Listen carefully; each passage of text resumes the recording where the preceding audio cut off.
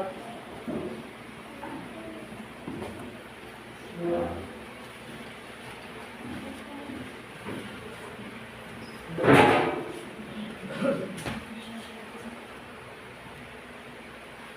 iyan at kalapaan,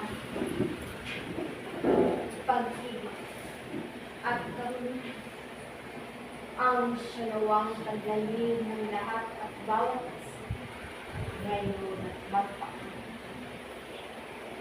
Sa pangalan at sa kapangyarihan ng Diyos, Espiritu ako, Apostol Pablo,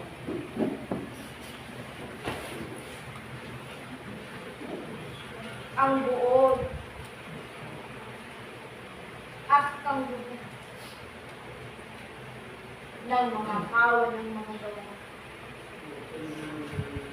ay ang pagbabahagi ng Ebanghelyo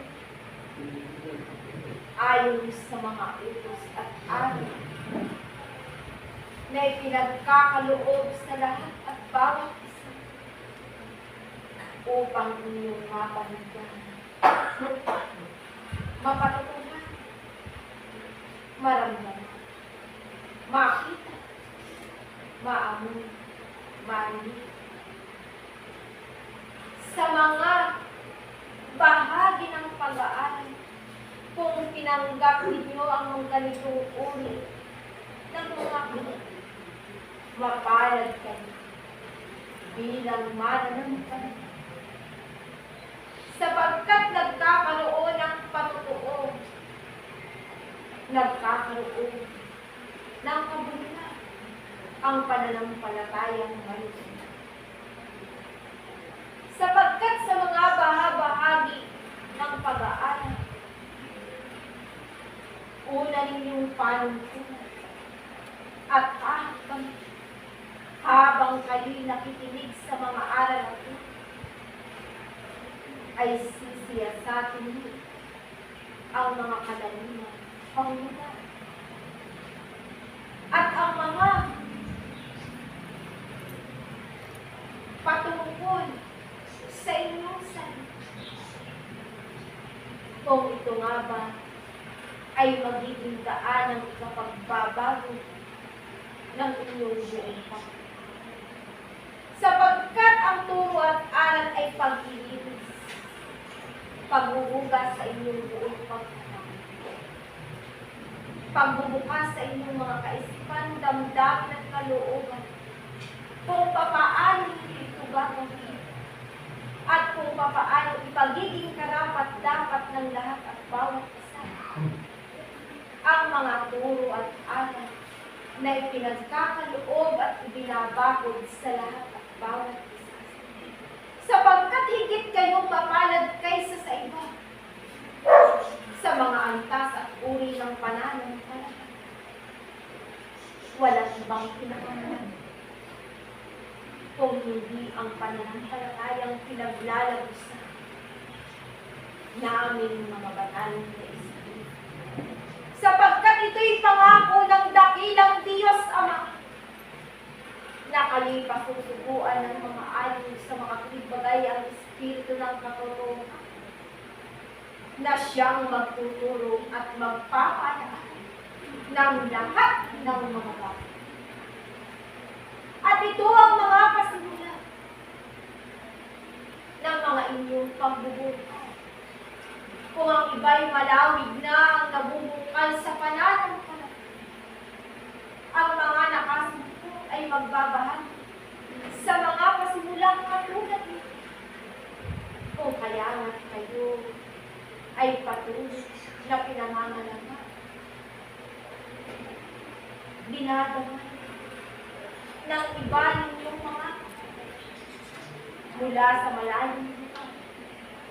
Sapagkat ganito ang mga pamamaraan ng dakilang Diyos Ama upang iparamdam sa inyo na mayroon pang higit na mga biyaya at kaloob, na mayroon pa kayong dapat maintindihan at maunawaan habang kayo'y nananampalataya, na mayroon kayong mas higit pang tatanggapin na mayroong kapakinabangan ang buhay ninyong ito upang higit pa kayong makasumpong ng maraming antas at puri ng mga kaloob buhat sa kaluwalhatian ng dakilang Diyos. Purihin nawa ang kanilang kung kailangan ipagdiwang ninyo ang araw at ang oras na pahalagan niyo ang bawat iba na kayo'y nakarinig pa ng mga aral ito sapagkat ito'y biyayang maihahalin sa inyo na hindi kayo hanggang lilipas ni hindi mapapatas ni hindi masisira ng tama at kalawak kung hindi ba magiging kapakinabangan sa buhay ninyo sa inyong buong pagkatao. Laman at espiritu na may kung ang inyong mga laman bilang isang tao ay naghahangad ng maraming hangarin at pangarap sa buhay. Kasama ng inyong mga sikli ng inyong buong sakla. Upang ang inyong magiging pakikipabuhay ay kapaki-pakinabang at punong-puno ng biyaya. Ay gayon din naghahangad ang inyong mga kaluluwa o espiritu na masiksik ng mga kaalaman at biyaya na pagkain ng inyong kaluluwa sapagkat ang inyong mga laman ay lilipas mawawala sa takulang lupang na inyong kinasasablakan. Datapwat ang maiiwan at matitinag ay ang kaisa-isa ninyong kaluluwa o espiritu. At kung magkagayon, naghahangad ang inyong kaluluwa ng magiging kaantasan at kaligtasan doon sa dakong kalalagyan ng inyong mga kapatid. Sa dakong kaluwalhatian ng dakilang Diyos. Sapagkat kayo'y mayroong nakahandang tahanan doon sa kaluwalhatian. At ang tahanan iyaon ay inyong mararating sa pamamagitan ng inyong mga gawa, mga ikapo, mga pagtitiis, mga pagbubukal sa pananampalataya. At ang bahaging iyaon ay pinagdaanan naming mga apostol at mga propeta ng mga banal na espiritong nagkatawang tao na malaki ang mga pagtitiis at pagtataka. Malaki ang mga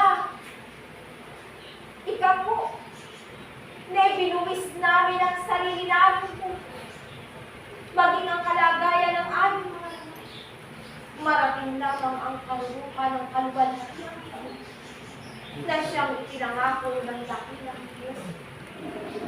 Na ako ang si Pablo na bilanggo ni Kristo na nasa inyong harapan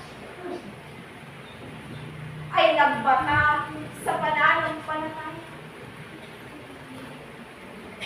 sa iba't ibang dako sa panahon niyaon ng mundo.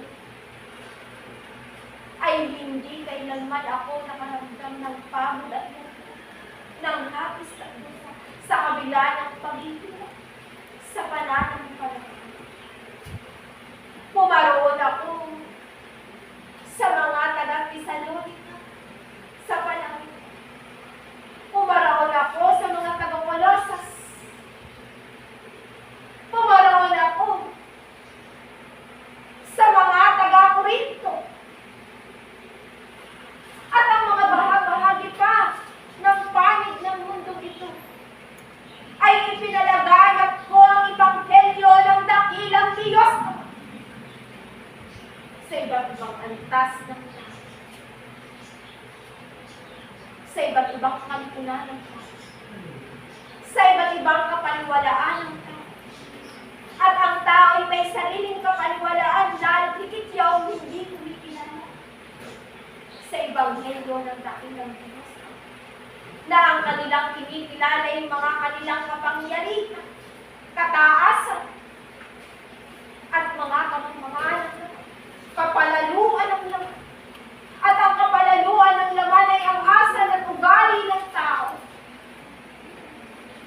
na doon ay bumabalo ang mga kasakiman, pagmamatis, ang pagmamalupit, mga pagdusta sa kapwa-tao. At yaon ang nais linisin ng dakilang Diyos sa kanyang mga nilalang, sa kapatagang niya. Kung kaya nga, ipinalagaan niya at nilagay ang kanyang ibanghelyo. At papalat niya ang mga tumanggap at nakaunawa. Tatapwat kahabag-habag ang mga nagtatwa at tumalikod sa kanyang ibanghelyo. At sa panahon niya, hindi magkakita. Ang dakilang Diyos, walang iba kundi si Jesus Cristo, ang ating ay ipinakilala ang mabuti. At sa simula pa lamang ng kanyang pagkakasilang ay ipinakikilala na ang kababaan. Hindi bagat sa isang sabsatan. Siya ay sinina ni Santa Maria, ang Birhen na doon sa dakong yun ay pinatnubayan ng isang tala. At ang talang yaon ang patnubay ng 3 hari upang masundan na angkay sa isang hari ng langit at lupa ay ipinanganak sa laman. At doon natagpuan ang 3 hari sa pamamagitan ng mga kaloob ng pangkain at mga sumisyon ng banal na Espiritu. Kung kaya at nag-ayat ng kanya-kanyang mga ayat. Ang 3, hindi ba ka mga mani? Kung kaya at sa pamamagitan ng kalinisan ng kaisipan, damdamin at kalooban, ay doon papasok ang mga kaloob mula sa pangitay, sa pagkakita, sa mga sumisyon. At sa pamamagitan niya, ay doon kayo mabubukasan bilang mga mananampalataya. At ang karunungan yaon ay hindi kailanman nagmula sa kaalaman ng tao at karunungan ng tao, kung hindi yun ay nagmula sa karunungan ng dakilang Diyos na puno at banal, na malinis, makapangyarihan.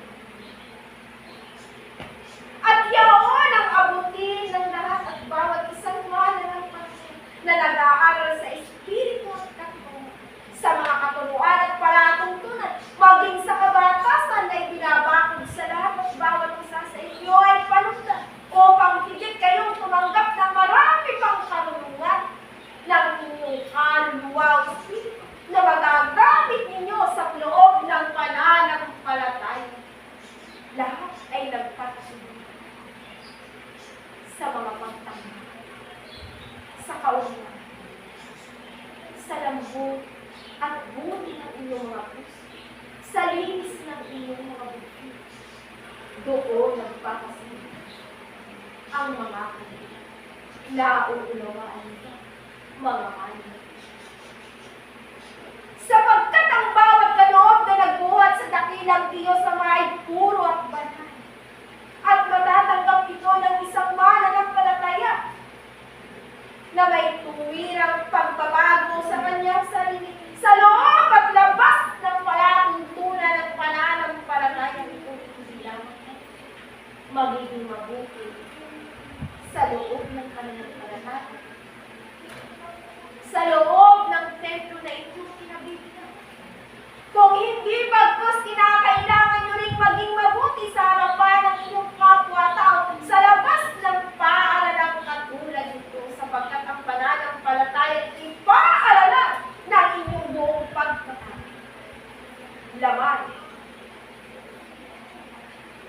pagpapala ng inyong mga laman. At ang inyong mga kanin ay magiging paaralan dito upang umantya. Tumaas ang antas ng inyong mga kanin. Sapagkat antas-antas ang mga pag-aaral. Ang liwanag na babalot sa inyong buong pagkatapos at sa inyong ay magiging tibay at lakas sa pananampalataya. At inyong kailangang gamitin ang inyong pananampalataya kasabay ng inyong mga protektoro, kasabay ang dakilang Diyos. Sapagkat saan man kayo pumaroon, saan man dako kayo naroon, kung ang sandigan ninyo ay ang puno ng ubasan ng pananampalataya, magiging matuwid ang buhay niyo. Magiging matalinong mag-aaral kayo. At magiging tama ang takbo ng pamumuhay sa larangan ng pananampalataya. Sapagkat akong si Pablo, sa panahon ng aking kapanahon, sa pamamagitan ng pagpapalaganap ko ng ibang na siyang nais at ibig ng dakilang Diyos. Yaon ang tungkulin ginampanan ko upang masulat sa bawat pahina ng banal na kasulatan ng aking mga sulat, sapagkat yaon ay mga titik na buhay na kinakailangan magpalinis sa bulig sa kaibuturan ng bawat. At hindi ito naitag kung hindi sa pamamagitan ng dakilang Diyos Ama ay nailagkala ito. At ito ngayon ang inyong nagiging batan, maging ang mga kapwa alagad ko na mayroong mga nasulat rin naman, sapagkat yaon ang aming pupuri. At kayong bawat mananampalataya ay may tungkulin din na gagampanin sa pananampalatayang ito. Ang tungkulin ay gumawa ng mabuti. Maging titik na buhay kayo, nababasahin ng inyong kapwa-tao. Magiging salaminan kayo, nasasalaminan ng inyong kapwa. Na kinakailangan walang bahid ng libadura o lumis ang bawat gawain mo, sapagkat ang mga hindi nakauunawa sa pananampalataya, babasahin, pag-aaralan kayo, sisinupin kayo. Gaano man kung masumpungan na kulang ang daladala at kabuuan ng pananampalataya na mayroon. Hindi ba madudusta ang simulay? Kung kaya ang pasimula ng maraming kalinisan ng mga kawa ng mga gawa ay magpapasimula sa mga katulad ninyong nakaririnig ng mga tinig ng aral at turo namin mga banal na Espiritu upang makaakay, maging tagapagpalakas kayo, maging gabay kayo, maging ilaw kayo ng mga kapatid ninyong nadidigla ng sila. Nagpupumighati ang mga buhay, nagngangalit ang mga bangkang dahil sa danas ng buhay.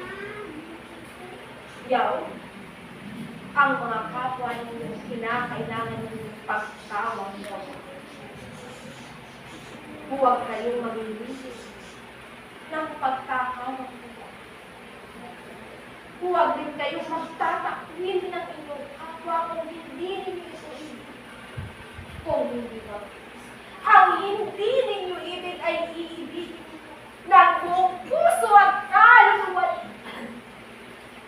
Sapagkat doon kayo makabagawa ng tunay na kawa ng mga nawawaan ba ang naman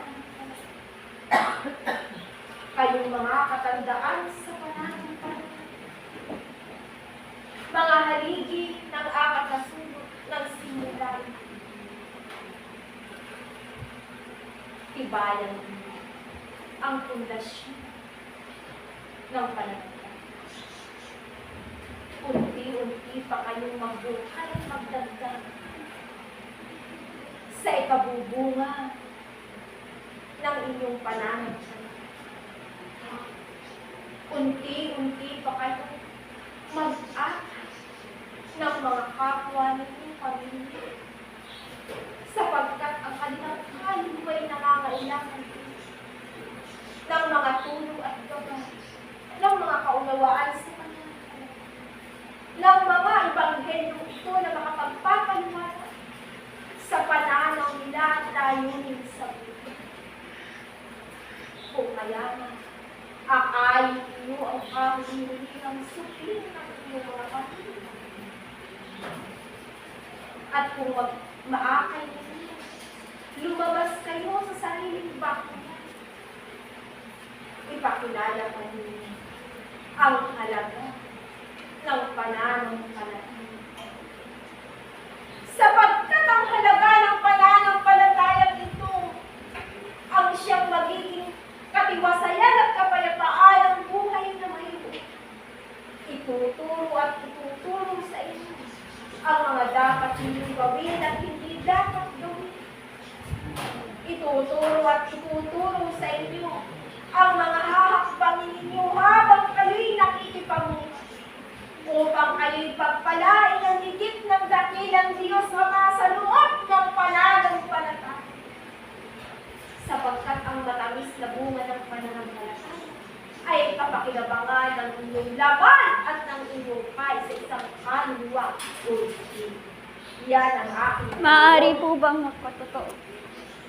patuloy. Kanina po sa oras po ng aming pananahimik, buhat po sa silanganan, nauna po ang ina ng sangkatauhan, na mahaba po ang kanyang suot at naputi at meron po siyang belong puti na mukha lamang po niya ang nakalabas. At napakaamo po ng kanyang muka, nahugis puso po, nangungusap po ang kanyang mga mata. May hawak-hawak po siyang ilawan na nagliliwanag po. Pagtapos po nun, ang guro po ng sangkatauhan, sa kanya naman pong kaliwa, kasama niya ang unang kagawad ng guro ng sangkatauhan.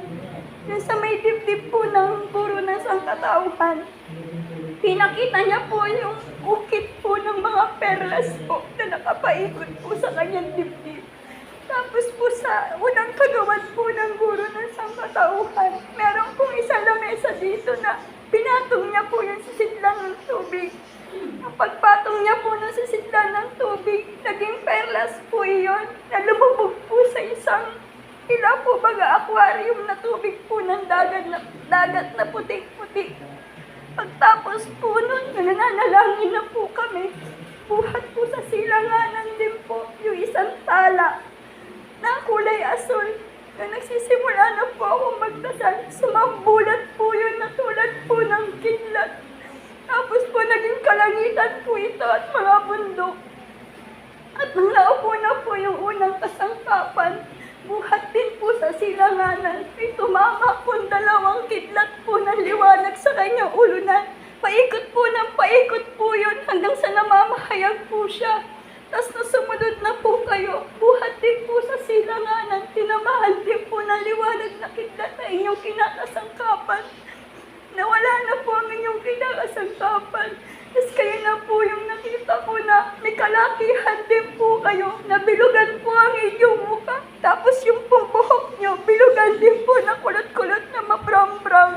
Na yung hawak-hawak po ninyo, panulat po. Tapos dito po sulatan po siya, na ang suot po ninyo, puti po siya, na mahaba hanggang dito, na nakasandalyas ka po. Pero yung sandalyas mo po, may tali po siya hanggang dini.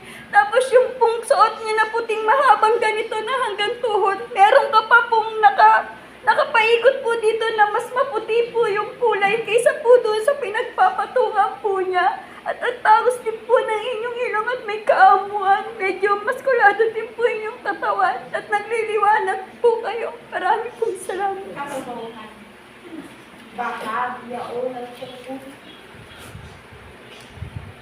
Kaya yaon ang ipinagkaloob na pangitain upang makatutuhan na tunay nga na ang bawat kita ay puwat na pinaglalabusan namin mga banal na Espiritu.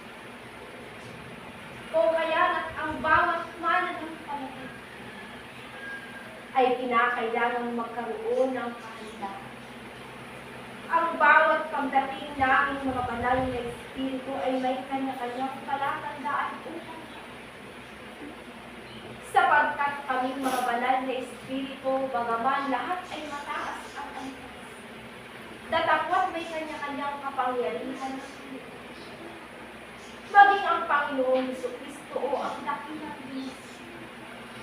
Sa bawat tipan, siya ang nagbubukas ng lagusan upang ipagkaloob ang magnilismo espiritual sa pamamagitan ni Miguel ng mga banal na Espiritu na bumabakod sa bawat tipan upang hindi madaya ang lahat at bawat isa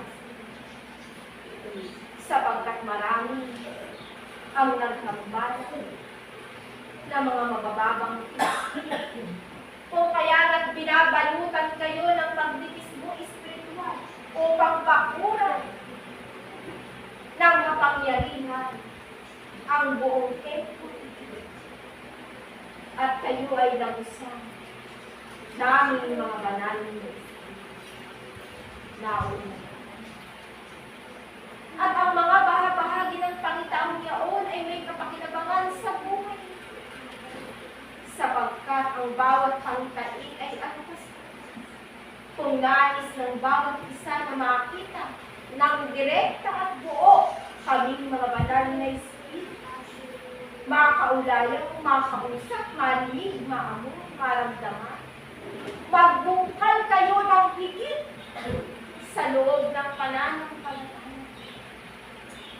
Maglinis ng mga pag-iisip, humiling ng marugdog na may katapatan sa inyong sarili, magsisi sa mga pagkakasala at pagkukulang na inyong nagawa, humingi ng kapatawaran sa inyong mga nagawang pagkukulang.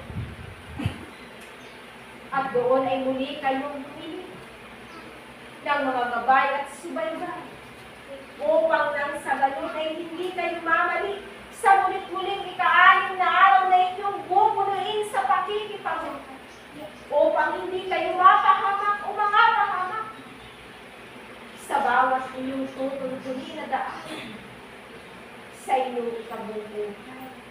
Sapagkat ang pakikipabuhay sa kapatagang lupang ito kapag dapat kumisa ay mapanghang, delikado. Kapag dapat kumisa ay nagyayahig kayo sa mga pangyayari at mga mangyayari. Kung kaya nga't kinakailangan ninyo palagi na at sa tuwiran ang subaybay at pananampalataya ay maging makita. Sapagkat sa gawa kayo tatapatan ng dakilang Diyos maging ang mga sa kalinisan ng inyong kaibuturan at ng buong pagkatao, maging sa gawa at gagawin ninyo, ay doon kayo tatapatan ng dakilang Diyos. Kung kaya, alalahanin lagi at itatak sa inyong pusong laman, maging sa inyo, ang mga aral at inyong, upang nang sa ngayon, maging gabay sa pang-araw-araw ninyong pakikipagmamahal. Tangkilikin ang inyong mga supling, lalo higit yung may mga maliliit pa na mga supling. Mga nag-aaral sa mababang paaralan, mga nagsisipag-aral sa mataas na pamantasya, ay pangalagaan. Lalo higit pagkalooban ng mga pagkain na makatutulong sa kalusugan. Sapagkat ang subaybay ay dumidepende sa kung ano ang gawa na ginagawa niyo. Kaya't kayo ay bumuo ng mga balang kasi na makatutulong sa pamumuhay ng lahat at pamumuhay.